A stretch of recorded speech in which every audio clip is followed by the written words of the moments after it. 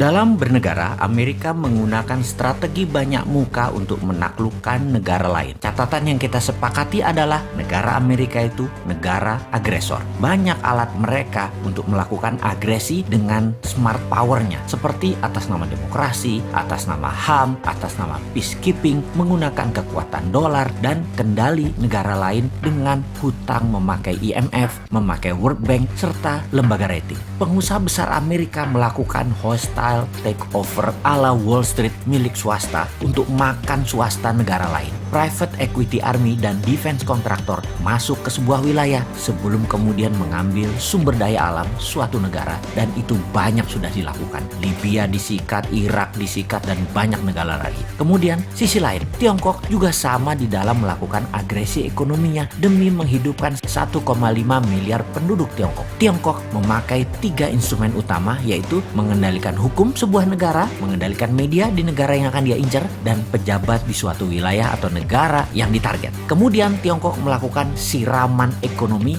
melalui BUMN Tiongkok, uang Tiongkok, SDM Tiongkok, dan teknologi Tiongkok. Indonesia kalau bersama Mardigu Nation New Mind akan juga merubah permainan. Kita tidak akan mau kena instrumen Tiongkok dan tidak akan pakai lagi instrumen Amerika. Jadi ketika mendapatkan mandat siapapun New Mind, maka saran terpentingnya akan diubah pertama-tama adalah posisi Bank Indonesia. Kemudian Kementerian Pertahanan. Kementerian tersebut bukan bertahan dengan menguatkan bedil persenjataan dan mesin perang fisik, namun membangun 5 garda penyerangan. Sungguh, apa yang saat ini manajemennya di Kementerian Pertahanan hanya 1/5 dibandingkan apa yang akan kita bangun dalam Kementerian Perang atau Minister of War atau Department of War ala New Mind. Di negara berdaulat dan negara besar, Kementerian Pertahanan manajemennya dan actionnya sudah berubah sejak 20 tahun yang lalu. Indonesia sudah memiliki banyak panglima, menteri pertahanan, namun sayangnya semuanya old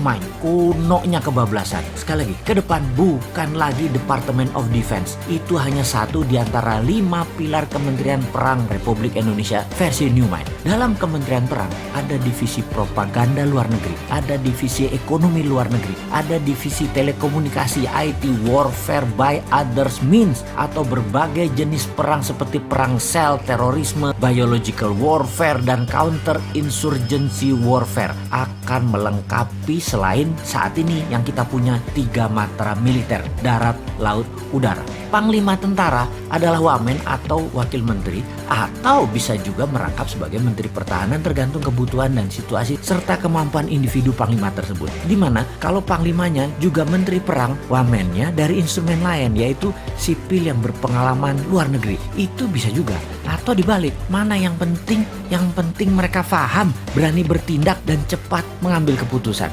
Department of Homeland Security adalah kementerian yang membawahi kepolisian. Kepolisian sekarang tidak direct ke presiden, tapi di bawah kementerian. Kementerian Homeland Security dan National Defense Council di bawah Menko Pertahanan, Keamanan, dan Perang, Menko PKP. Ini nomenklatur kementerian baru. 3 pilar Mardigu Nation itu sederhana. Itu diwakili 1 Menko Ekonomi dan SDM, 2 Menko PKP, Hukum dan Politik, dan 3 Menko Kesra dan HAM. Di dalam membangun kekuatan serang, maka pasukan elit Densus Gultor menjadi 1. Densus di dalam, Gultor serang keluar, dan ofensif ke negara lain. Ini di bawah National Security dan Defense Council. Jadi kalau ada kementerian ditambah, pasti ada kementerian yang dikurangi atau ditutup. Maka Kementerian Tenaga Kerja akan jadi Dirjen Tenaga Kerja di bawah Kementerian Pendidikan. Juga Kementerian Pemuda dan Olahraga masuk ke Kementerian Pendidikan. Kementerian Sosial akan hilang, langsung dikasih ke Pemda, dinas sosial di pemerintahan daerah masing-masing. Kementerian Peranan Wanita ditiadakan,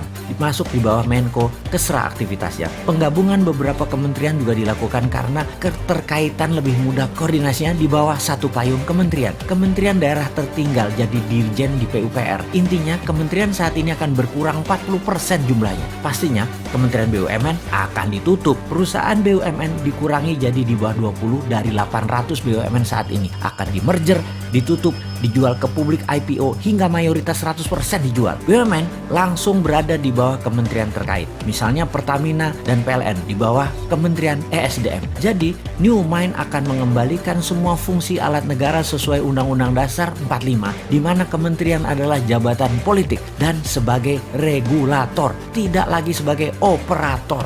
Kemudian pastinya swasta nasional pengusahanya termasuk UKM boleh membangun dan berbisnis sama dengan Pertamina serta PLN. Boleh punya sumur minyak sendiri, penyulingan minyak sendiri, distribusi hingga SPBU. Begitu juga di listrik, bisa membangun power plant sendiri, distribusi transmisi kabel sampai ke konsumen. Percayakah ternyata harga BBM bisa lebih murah dari sekarang, harga listrik bisa lebih murah dari sekarang, serta menjangkau seluruh wilayah Indonesia karena swasta yang bergerak. Makanya New Mind itu heavy on private, kalau Old Mind itu heavy on government. Bersama Old Mind rakyat hanya disuruh nonton serta keprok-keprok tok. Bersama New Mind UKM terbang menaklukkan dunia.